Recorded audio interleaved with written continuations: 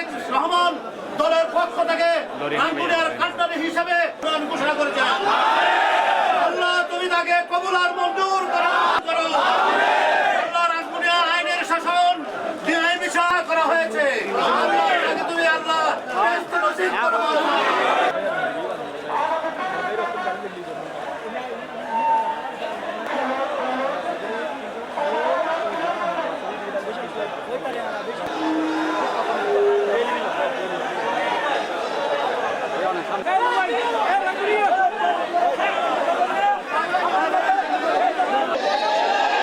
তাদের দোয়ার কারণে আজকে এই মঞ্চে দাঁড়াতে পেরেছি আমি। এই মুরব্বীদের দোয়ার কারণে আয়না ঘর থেকে মুক্তি পেয়েছিলাম আমি। এই মুরব্বীদের দোয়ার কারণে আজকে বাংলাদেশে তারেক রহমান সাহেব তার 31 দফা বাস্তবায়ন করার সুযোগ পেয়েছে। আপনাদের আজকে রাঙ্গুনিয়ার জন্য একটি ঐতিহাসিক দিন।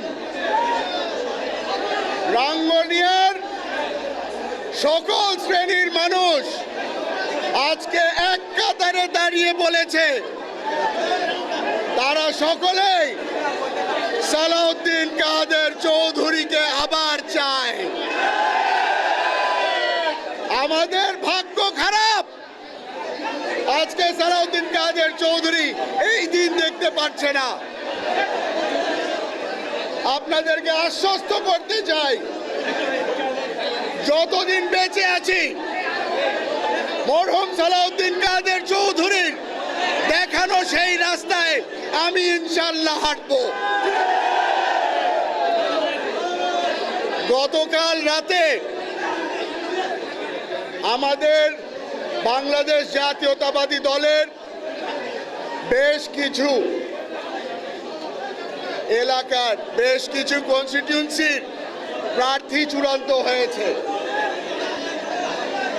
সেই প্রার্থীদের মধ্যে আমারও নাম এসেছে রাঙ্গুনিয়ার পক্ষে।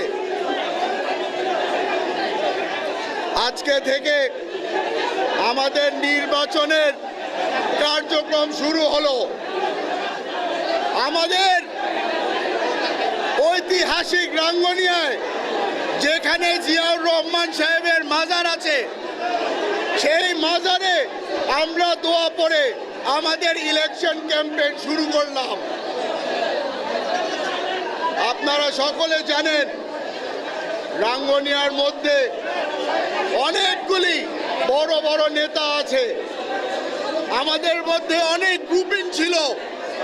তবে আমাদের ভারপ্রাপ্ত চেয়ারম্যান সাহেবের নির্দেশে আজকে আর রাঙ্গুনিয়ার মধ্যে কোনো গ্রুপিং নাই। আমরা সকলে ধানের শীষের পক্ষে কাজ করব।